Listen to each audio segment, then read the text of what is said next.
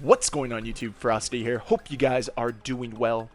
It was almost a year ago when 343 Industries shocked the FPS world and released Halo Infinite early.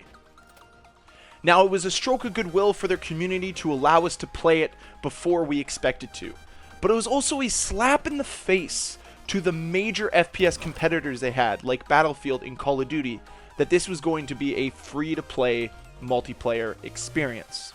So the community rejoiced. Not only did we have a free-to-play game, we also got it early. All of that goodwill that 343 built up was slowly depleted over time, as people who played this game soon realized that it was full of issues and it lacked content. That goodwill they built up in the beginning, where we felt like we were once again going to have an amazing Halo experience, one that we hadn't had since way back in 2010. But slowly over time, the issues started to arise. They started to reveal themselves. And the lack of content just couldn't make up for the fact that this game was riddled with problems. One of the first things people started to notice was the new shop that Halo Infinite introduced. These new cosmetic items were outrageously priced, disgustingly so. Turned people away from playing it because the grind that you had for the free cosmetics just weren't worth it when you compared it to what was in the shop. Then, the lack of any type of communication between the community and its developers was starting to become noticeable. The developers would come out with these big blog posts and tell us that things are going to change. We are implementing deadlines.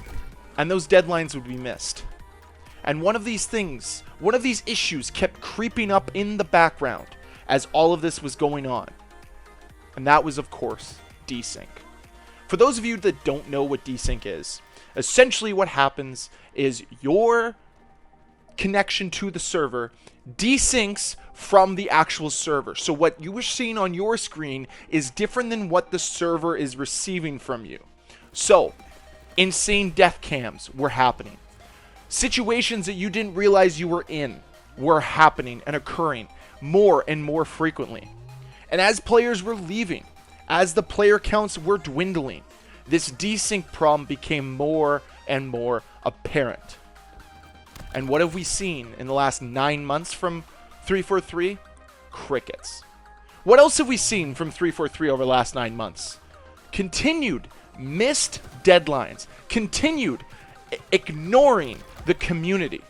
Continuing to fall short on delivering the basic content that this game deserves. We're a year into this game's life cycle. Forge is finally coming in. However, the custom games browser is completely broken and non-existent. Custom games as their own right now do not function as intended. The browser isn't even there and won't be there until spring 2023. This game has been an utter failure from a live service aspect. Not just that, it's been a failure for the Halo franchise. A game that could have revived this franchise, a game that could have catapulted it ahead of both Call of Duty and Battlefield, who released subpar games in 2021. But instead, 343 and Microsoft Studios fell short because they decided to put greed ahead of actual content. They decided that they wanted to push their shop instead of having a functional game system. And that's what's killing Halo right now. Will this game become good in 2 to 3 years? Who knows? I look at the roadmap from Halo Master Chief Collection, and yeah, that game's pretty stable now. I quite enjoy playing it. Mostly because I got to play Halo 3, which is still a good Halo game, unlike what we have in Halo Infinite. But the problem is that time should not be on your side here. The expectations from the Halo community should not be so low and say, well, the game's going to be good in 4 to 5 years. You relaunched this game in 2021. It should have been ready to go and good in 2021. Instead, it looks like we're going to have to wait until, at earliest, fall of 2023 to get a complete experience. And even then, knowing 343, they're probably still going to miss deadlines. they're still going to fall short on what they promised to deliver the community. And it's completely and utterly unacceptable. You want to call this a live service game? There's been 4 major updates in 1 year. That is once a quarter. And I'm sorry, that's not good enough. Simply not good enough. We received more content in Halo 3 by this time than what we've seen here in Halo Infinite.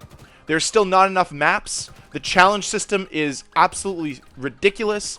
The seasons were way too long. And on top of that, the store is still abysmal. You want me to use my hard-earned money to pay you to produce garbage in the store? No, not when there's still prevailing problems that are destroying your everyday game. Until desync is fixed, I don't think anybody should be buying season passes. I don't think anybody should be buying cosmetics from the store. And frankly, people just straight up should not be playing this game. I know the Halo community wants a fun Halo experience, and I don't blame you. I want one too. But it's not fair to us, and it's definitely not sending the right message to 343 or to Microsoft if we continue to play this garbage pile of a game. This comes from a place of love. I love the Halo franchise. It's one of the first FPS franchises I was able to fall in love with.